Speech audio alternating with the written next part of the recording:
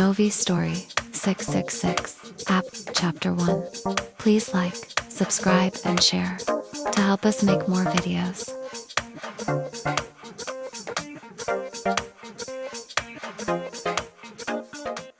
Tại một lễ truy điệu nào đó, ẩn ẩn có thể nghe được liên tiếp những tiếng khóc lóc không ngừng. Một đôi lão nhân tuổi trên 50 đỡ lấy lẫn nhau, nhìn qua di ảnh của người con trai đã khuất của họ, lệ rơi đầy mặt.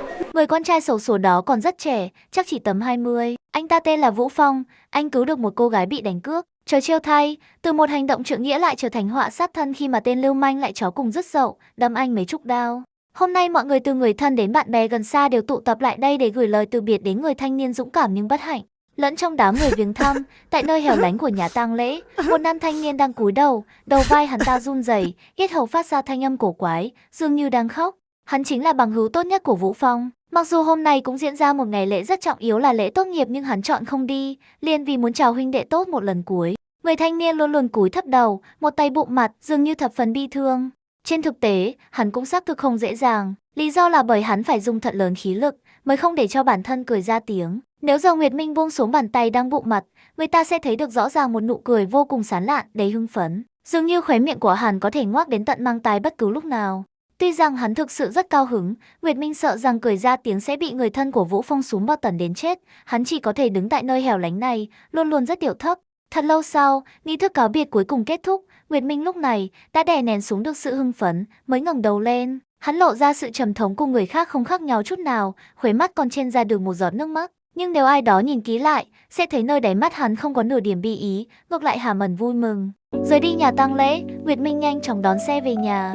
Trải qua cao trào cảm xúc lúc nãy khiến Nguyệt Minh thấy hơi mệt, thế là hắn cởi áo, hài lòng nằm xuống giường ngủ.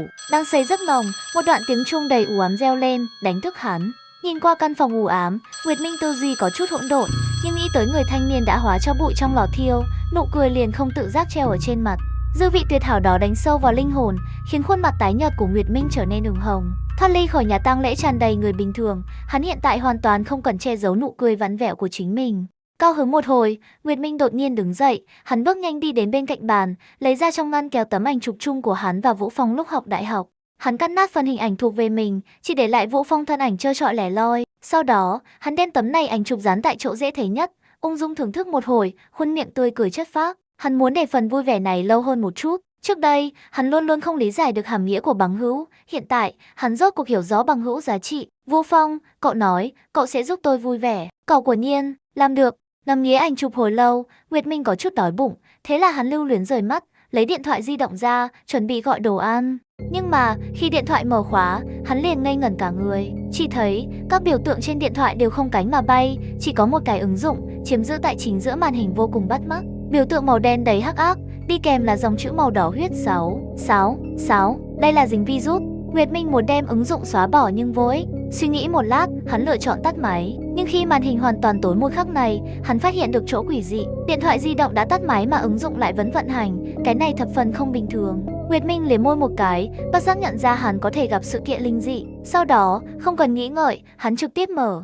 Một mảnh huyết sắc hiện lên, Nguyệt Minh đã mất đi ý thức. Thẳng đến, hắn bị một trận đau đớn kịch liệt tỉnh lại. Đau quá, tay của ta. Vừa tỉnh dậy, Nguyệt Minh liền sụp đổ kêu to, mắt hắn vằn tia máu, dùng sức đem đầu ngoặt về phía nơi truyền đến đau đớn. Bàn tay phải mà hắn dùng ấn điện thoại di động đã bị chặt rớt 5 đầu ngón tay. Nguyệt Minh trước mắt hoàn toàn mơ hồ, hắn cố gắng mở to hai mắt, liều mạng hướng lên trên nhìn. Đứng ở bên cạnh hắn, đúng là một con ác quỷ dữ tợn đầy đáng sợ. Ác quỷ xách một chiếc rìu tỏa ra hàn quang lạnh thấu xương, chém vào bàn tay của hắn, hiện tại đã chặt rớt các đầu ngón tay hắn. Sau khi bị chặt rớt toàn bộ bàn tay, Nguyệt Minh rốt cục an tĩnh lại, bởi vì ác quỷ vừa một đao cắt đứt yết hầu hắn, đem đầu hắn chém thành hai nửa, nhanh như chớp lăn sang một bên. Hắn trơ mắt nhìn ác quỷ đối với thi thể mình muốn làm gì thì làm, mắt cũng bị chém thành 4 phần, nhưng càng đáng sợ chính là, cho dù dạng này, hắn vẫn có thể thấy vật, không thể trốn khỏi cảnh tượng kinh khủng.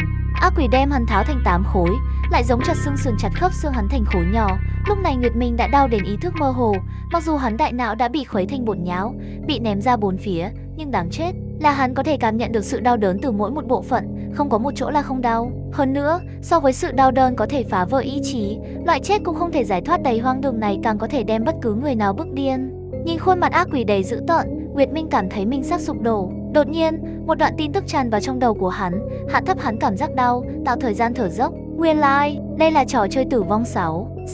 6. Phàm là người chọn mở ứng dụng đều sẽ tự động trở thành người chơi. Người chơi cần thông qua 12 bàn mới có thể triệt để thoát khỏi cái trò chơi kinh khủng này. Phàm là những người chọn tự sát tại trước thời điểm qua bàn chơi được diễn ra, sẽ vĩnh viễn đối mặt với tình thế khủng bố như này, chỉ có thể bất tử mà giãy giụa trong đau khổ. Đọc xong đoạn tin tức này, Nguyệt Minh có loại dự cảm, chỉ cần hắn đồng ý tham dự, liền có thể thoát khỏi loại tra tấn khiến con người khó mà chịu được này. Không muốn biến thành một đống bột nhão buồn nôn, hắn nhanh chóng đồng ý tham gia. Ngay lập tức, ác quỷ bỗng nhiên biến mất, xuất hiện ở trước mặt hắn chính là một căn phòng trắng sáng ngời. Ánh sáng của nơi đây có chút chói mắt, khiến Nguyệt Minh nhịn không được nước mắt chảy ròng. Tại Nguyệt Minh móc ra khăn tay, cúi đầu lau nước mắt thời điểm, bên cạnh hắn truyền đến hai đạo vang dội tiếng khóc. Xuất phát từ hiếu kỳ, hắn giương mắt nhìn về hướng tiếng khóc truyền đến. Trước mắt hắn là một cái bàn gỗ vuông, bên phải là một cô gái. Cô đang khóc đến hoa dung thất sắc, trên mặt hóa trang bị nước mắt làm rối tinh rối mù, khiến khuôn mặt mỹ lệ của cô biến khó coi, khiến người khác không đành lòng nhìn thẳng. Trừ nữ tử đang nghẹn ngào khóc, tại Nguyệt Minh đối diện, còn có một học sinh cấp 2 cũng khóc đến kinh thiên động địa. Nếu như nói nữ tử thanh âm còn có thể chịu đựng, vậy tiếng khóc của cái tên học sinh cấp 2 này liền có loại xúc động muốn để người khác bóp chết hắn. Tiếng khóc thê thảm của hai người này không thể nghi ngờ có thể cho hắn mang đến không ít sung sướng, nhưng bây giờ cũng không phải thời điểm hưởng thụ. Nguyệt Minh lờ đi đang gào càng ngày càng mạnh mẽ hai người kia, bắt đầu tập trung tinh lực dò xét gian phòng. Gian phòng này có một cánh cửa, nhưng không có cửa sổ, cửa đóng cực kỳ chặt chẽ, chỉ có một cái đèn chiếu sáng trên trần nhà. Bàn vuông trong phòng được bày biện chỉnh tề. Ngoài ra, căn phòng còn tràn đầy tủ quần áo, bàn nơi thực phẩm, tạp vật được bài trí. Nếu xem nhẹ các vết máu lấm tấm trên tường, đại khái đây chính là một căn phòng tràn đầy mùi vị ấm áp. Tại lúc Nguyệt Minh dò xét bốn phía, cái ghế cuối cùng phía trên rốt cục cũng có một người leo lên ngồi. Tại người mới xuất hiện trong nháy mắt, điện thoại di động của cả bốn đều thống nhất kêu lên. Cảm giác được sự chấn động từ chiếc di động, nữ tử như gà bị bóp cổ, đột ngột ngừng tiếng khóc, dùng tay lau khô nước mắt đồng thời bắt đầu cúi đầu xem xét điện thoại. Mà trước đó cùng cố khóc thét học sinh cấp 2 kia, thay thế cũng kìm lại tiếng khóc ồn ào, vừa khóc vừa tìm điện thoại trong túi quần. Vội vàng nhìn người mới một chút, Nguyệt Minh lấy điện thoại cầm tay ra, không cần mở khóa đã nhìn thấy ngay trên màn hình có viết mấy dòng chữ bằng máu. Thành công, số người chơi, 4 người, độ khó, đơn giản. Miêu tả cửa ải, lượt này là linh dị ghép hình trò chơi. Bên trong gian phòng có dấu 4 bức hình ghép bị xáo trộn, tin đồng thời hoàn thành một bước tùy ý liền có thể qua bàn trò chơi. Lượt trò chơi này dài 30 phút, trong vòng 30 phút chưa hoàn thành ghép hình coi là thất bại. Quy tắc trò chơi: 1.